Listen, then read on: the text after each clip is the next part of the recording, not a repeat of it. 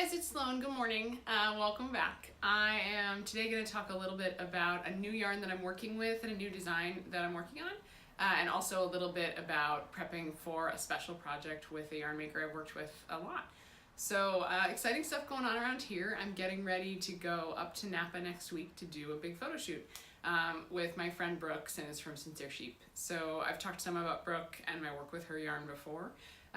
But it is the 15th anniversary of their company this year, and so I'm super excited to put together. We did a little collection of some new designs and some old stuff that I've done in their yarn that's getting a little bit of a refresh, and we're going to go up there and shoot in Napa, which I'm really excited about.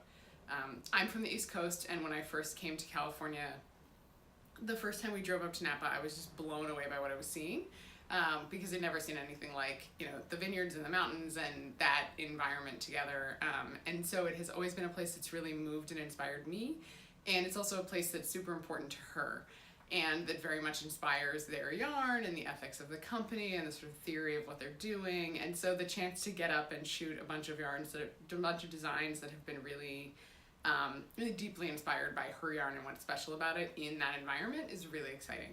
So we're getting ready to do that next week. So I'm working on storyboarding that shoot. I'm pulling lots of images of ideas that I have for what I think I'd like it to look like. We're scouting locations. I'm of course finishing all the samples, although most of those are done. And we're just sort of getting the whole thing ready.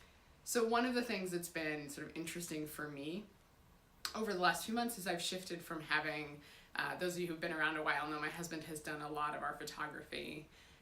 And he's a fantastic photographer. He's much more talented at the technical side of it than I am. But A, I don't love being the model, and B, it's really hard to translate what's in my head about what I want the shoots to look like to him while I'm modeling the garment and while I can't see what the photos are looking like. It's just not a very efficient process. So I've done a few, my last two sweaters have been modeled by good friends of mine, sort of experimenting with what happens when I'm in control of that piece of the process.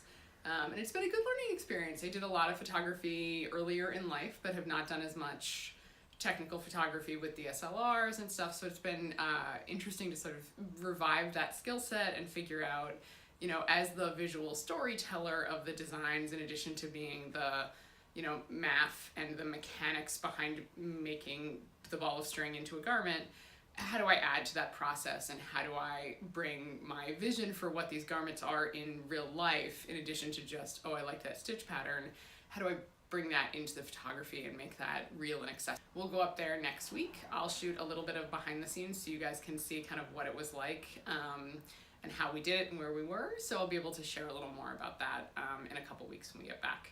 So one of the other things that I've been doing, this is Covet, which is Brooke's new yarn as of last year. I've been working on a new design in Covet for a cowl that I'm super excited about. Covet is a blend, it's a really interesting yarn. It's a blend of Rambouillet, alpaca, and silk. But it's not, so I've worked with lots of alpaca silk blends because I like that particular blend. It's really soft and warm and nice, and it's a way that you can work with a slightly hardier wool and still get a yarn that has incredible softness and drape. So if you blend alpaca and merino, you get a puddle most of the time, right? And it's lovely, and it will have sheen, and it will have drape, and it will have softness. What it will not have is a lot of structure. Merino has some structure, but it's not quite as resilient. It is a little more vulnerable in terms of pilling. You'll just get a garment that doesn't have quite as much kind of heft and structure. And silk, of course, also doesn't have any elasticity, right? It's silk adds drape, it doesn't add resilience. And so when you combine alpaca, silk, and a fine wool that is really super fine and doesn't have a lot of body to it, you often get a very, very soft, drapey, sort of puddly yarn. And again, for certain things, that's like perfect. If you want to make shawls out of it, gonna make certain kinds of other neck accessories, they're wonderful for that. It's not great for like, I'm gonna make a wool hat that I'm gonna take on and off and is gonna get stretched all the time. Like, that's not a great match for those yarns. But what's really interesting about Covet is actually how not like that it is. So it's an incredibly soft yarn. It feels heavenly on your hands. But it is also more resilient and more structured than many alpaca silk blends and even alpaca blends in general that I've worked with. And I'm super impressed by that. I think part of that is the Rambouillet that forms the base. which is, again, it's a very soft wool, much like merino, but it's just a little bit more to it. But it's been really interesting to work with this yarn. I sort of was expecting to get, it's a DK weight. It's on the heavier end of DK. It's sort of somewhere in between DK and light worsted. It's not like a sport-y DK, but I was expecting it to behave much more like, you know, a merino silk blend or even a merino cashmere silk blend, kind of a typical luxury yarn. But it has a lot more kind of going on to it. It takes a cable better, has a little more body, so it's been really fun to get to work with. And this is a yarn that is all of the protein fibers, so the wool and the alpaca, are sourced right from here in Northern California, and then it's spun by Mary Jean Packer in Battenkill in New York. And so I've actually been to the place where it was spun. I've seen it being neat to get to sort of work with a yarn where I have seen so many pieces of the puzzle. And those are all, you know, one of the things that's really special about what I get to do as a designer is, for the most part, pick what I work with, right? And I have always been really passionate about supporting people who are making interesting yarns and who are making interesting yarn accessible to the world. So I love getting to work with something that's a new yarn, that's an exciting new prospect, is really wonderful. So I really try to let the materials speak to me in that setting and figure out, you know, what does the yarn want and need to be, and how does it behave? And of course, how does that dovetail with the kinds of things I like designing? It's not a secret, I like to design lots of cables. I tend to be drawn to yarns that take cables well. Fortunately, this one does. So I've been working on, you know, trying to marry, again, sort of my aesthetic, but also really being guided by the materials and how they behave. So I am working with Covet. I'm working on a new little cowl design for it that you'll see relatively soon. The other thing I wanted to talk about today was actually design problems with cowls. So cowls are really great. They are some of my most worn knitted items. I really love them. And especially here in Northern California, where it's often like not quite the right temperature for a jacket, but you're like a little chilly in just a t-shirt and a light sweater. I wear cowls all the time. The problem is you're mostly making those out of yarns that are really soft and drapey, and that's because that's what you want around your neck.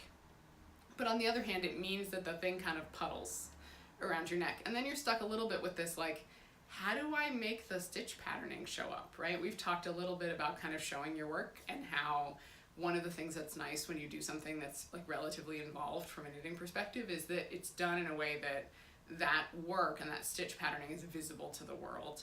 And frequently when you make a neck accessory, the thing gets draped in some way that it's really hard to see what you actually did.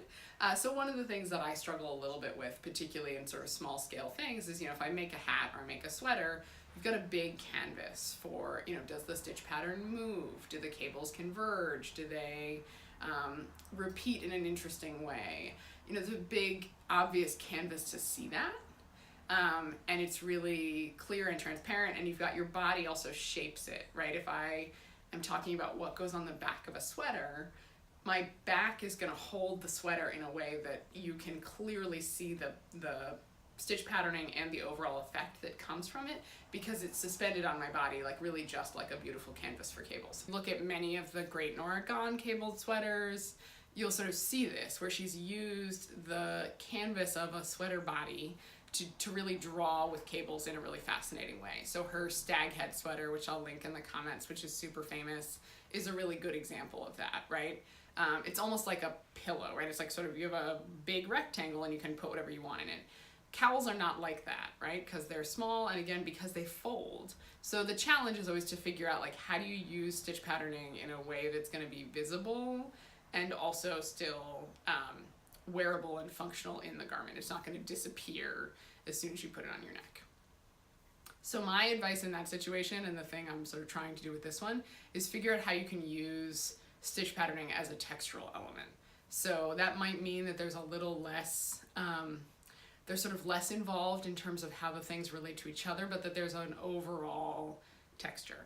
So it's not a good spot for something like the back of Tangled Up in Gray, where you've got those cables that cascade up and down into each other.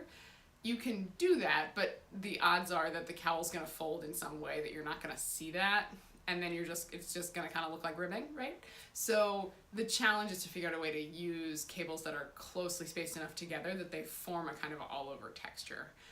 And then it works great, and then you kind of don't mind that you can't necessarily see each individual one, because the overall texture and vibe kind of gets you where you need to go.